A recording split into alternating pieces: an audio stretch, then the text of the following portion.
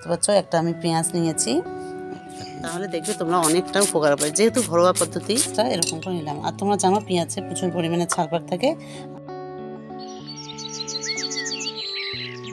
আসসালামু আলাইকুম, আশা করছি তোমরা সবাই ভালো আছো। তো আমিও ভালো আছি। আজকে একটা নতুন ভিডিও নিয়ে তোমাদের সামনে হাজির হলাম। তো আজকে আমি ছাদ বাগানে তোমাদের দেখাবো মরিচ গাছের পাতা কুঁকড়িয়ে যাওয়া। তো মরিচ গাছের পাতা কুঁকড়িয়ে গেলে কি করতে হবে সেটাই আজকে তোমাদের সঙ্গে শেয়ার করব।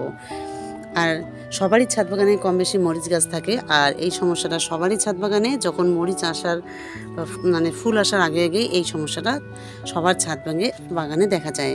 তো আজকে আমরা কিভাবে ঘরোয়া পদ্ধতিতে এর প্রতিকার করব সেটাই আজকে তোমাদের সঙ্গে শেয়ার করব।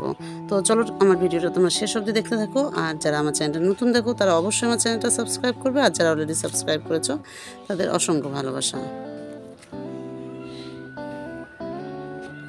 তো এই মরিচ গাছের পাতা কোঁকড়ানোর সমস্যা নিয়ে আজকে আমি যে ঘরোয়া পদ্ধতিতে তোমাদের দেখাবো সেটা হলো, এখানে দেখতে পাচ্ছ একটা আমি পেঁয়াজ নিয়েছি, আর এখানে নিয়েছি হলুদ গুঁড়ো আর কিছুটা মরিচ গুঁড়ো আর হলো শ্যাম্পু। তো এই পদ্ধতিগুলো মানে এই ঘরোয়া জিনিসগুলো দিয়ে আমি কিভাবে একটা খুব সুন্দর একটা জৈব সার তৈরি করব তোমাদের দেখাচ্ছি মরিচ গাছের পাতা কোঁকড়ানোর প্রতিকারের জন্য। তো চলো তোমাদের দেখাচ্ছি আমি কিভাবে এইসব দিয়ে একটা জৈব সার তৈরি করি। তো দেখতে পাচ্ছ এখানে একটা পেঁয়াজ আমি নিয়েছি। তো পেঁয়াজটা তোমরা এরকম করে কেটে নেবে।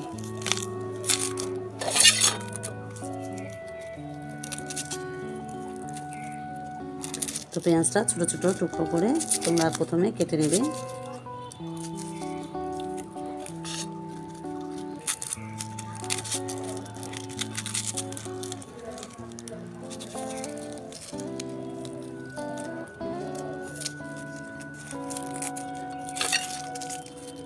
তো আমি পেঁয়াজটা এরকম করে ছোট ছোট টুকরো করে নিলাম। নিয়ে এবার এখানে আমি ডাস্ট করে নেব। তো তোমরা যদি পারো তাহলে মিক্সার মেশিনেও করতে পারো। তো এটা আমি এখানে ভালো করে ডাস্ট করে নেব।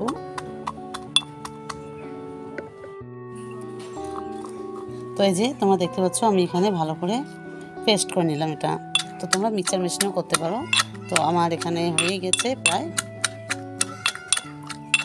তো এই যে আমি পেঁয়াজটা এরকম করে নিলাম। আর তোমরা তো দেখতে পাচ্ছ পেঁয়াজটা আমি এরকম করে পেস্ট করে নিলাম। তো তোমরা মিক্সার মেশিনেও করতে পারো। তো এই পেঁয়াজটায় এবার আমি পেঁয়াজটা একটা অন্য জায়গায় নিয়ে নেব। তো তার আগে বলে নিচ্ছি পেঁয়াজে থাকে প্রচুর পরিমাণে ছালপাড়, যা আমাদের পেঁয়াজ কাটার সময় চোখে ধরে। তো যাই হোক, এটাই আজকে আমি আমার লঙ্কা গাছে দিয়ে দেব। তো তারপর এর সঙ্গে কী মিক্স করি তোমাদের দেখাচ্ছি। তো তোমরা দেখতে পাচ্ছ আমি এই জারটাতে 1 জার পানি নিয়েছি। তো এই পানিটাতে আমি তৈরি করব এই পাতা কোঁকড়ানো মরিচের গাছের জৈব সার। তো তোমরা তাছাড়াও অন্য গাছে যদি লেবু গাছে বা অন্য কোনো গাছে লেদা পোকা বা মিলিবাগ ধরে তাহলে সেক্ষেত্রে তোমরা এটা ব্যবহার করতে পারো। তো আমি এটা পেস্ট করা পেঁয়াজটা দিয়ে দিচ্ছি এখানে।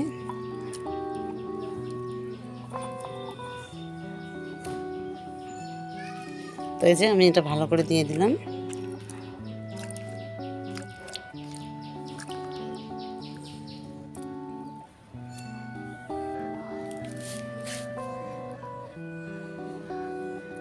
তো এই যে এখানে আমি নিয়েছি পেঁয়াজের যেটা পেস্ট করে নিয়েছি, আর তার সঙ্গে আমি নিব এই যে দেখতে পাচ্ছ হলুদের গুঁড়ো নেব।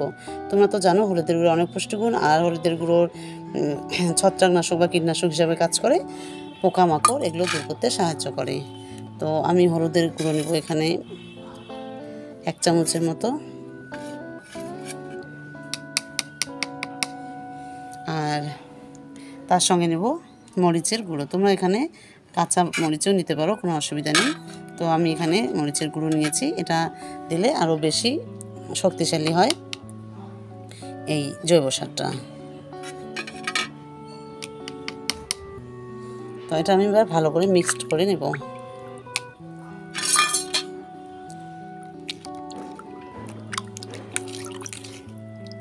তো তোমরা এরকম করে তোমাদের ছাদ বাগানে যদি মরিচের গাছের পাতা কোঁকড়ানো বা যে কোনো গাছের পোকা মাকড় মিলিবাগ এগুলো তোমরা প্রতিরোধ করতে পারো। আর যদি তোমাদের ছাদ বাগানে সব মরিচ গাছেই পাতা কোঁকড়ানো হয় সেক্ষেত্রে আমি তোমাদের কিছু টিপস দেব। আর এর সঙ্গে তোমরা মিক্স করবে 1 চামচ শ্যাম্পু নেওয়ার কারণ হলো যে এই জৈব সারটা যখন ব্যবহার করব তখন যদি শ্যাম্পু ব্যবহার করি তো সেক্ষেত্রে এটা পানিতে মানে বৃষ্টির পানিতে এটা যাবে না, গায়ে লেগে থাকবে। তো আমি এখানে 1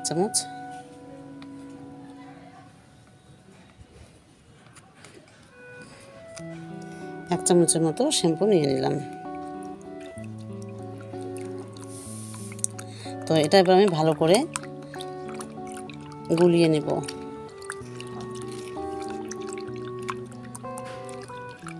তো এই যে আমার তৈরি হলো একটা শক্তিশালী জৈব সার। তো এটা এবার আমি একটা বোতলে ঢুকিয়ে স্প্রে করব। তোমাদের দেখাচ্ছি, আর এটা কিভাবে তোমরা স্প্রে বোতলে ঢোকাবে সেটা তোমাদের বলে দিচ্ছি। তো এই যে আমি ভালো করে গুলিয়ে নিলাম, দেখো খুব সুন্দর একটা জৈব সার তৈরি হলো।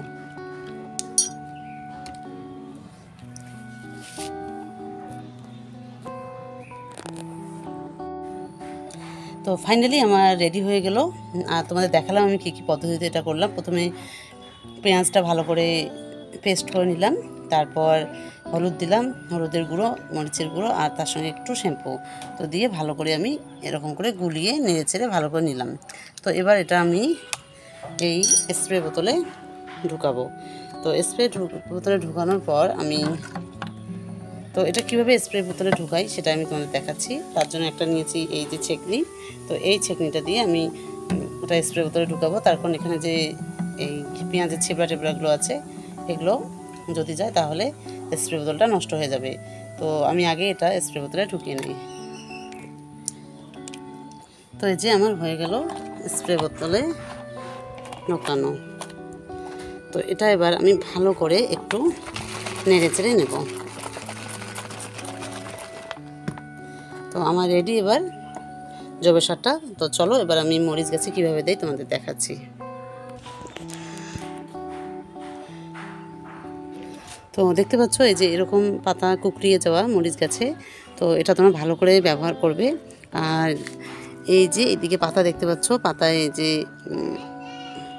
মরিচ গাছের পাতা যখন কুকড়ে যায় তখন দেখবে মরিচ গাছের এই যে নিচে দেখবে পোকা পাবে।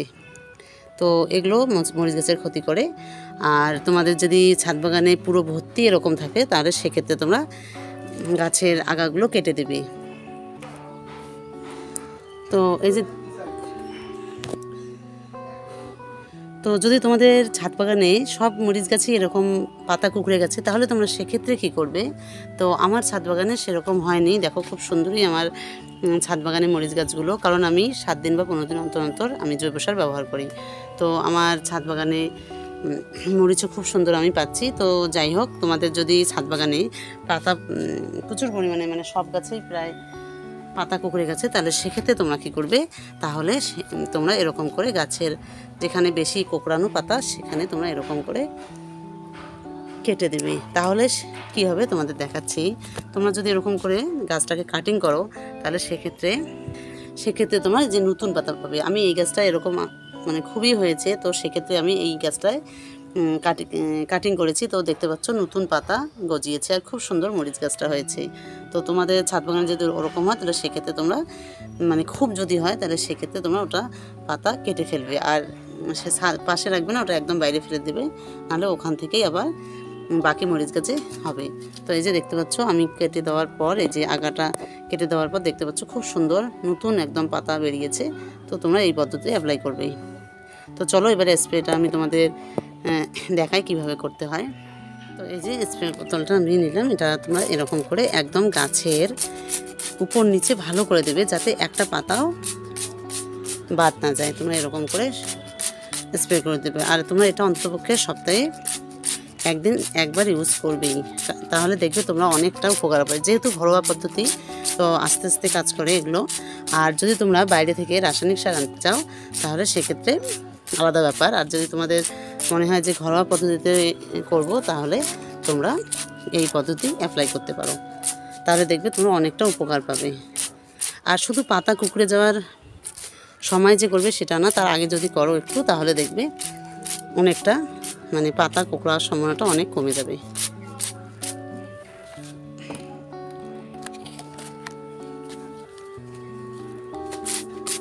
তো এরকম করে আমি সব গাছেই দিয়ে দেব।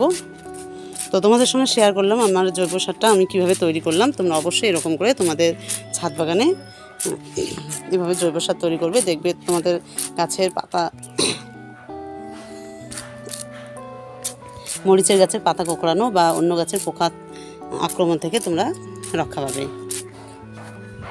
আর তোমরা ভালো ফলনও পাবে। তো আজকের ভিডিওটা তোমাদের কেমন লাগলো তোমরা অবশ্যই আমাকে কমেন্ট করে জানাবে। আর তোমাদের কাছে একটা রিকোয়েস্ট, তোমরা অবশ্যই আমার চ্যানেলটা সাবস্ক্রাইব করবে। তো তোমরা সবাই ভালো থেকো, সুস্থ থাকো। তোমাদের সঙ্গে নেক্সট ভিডিও দেখা হবে।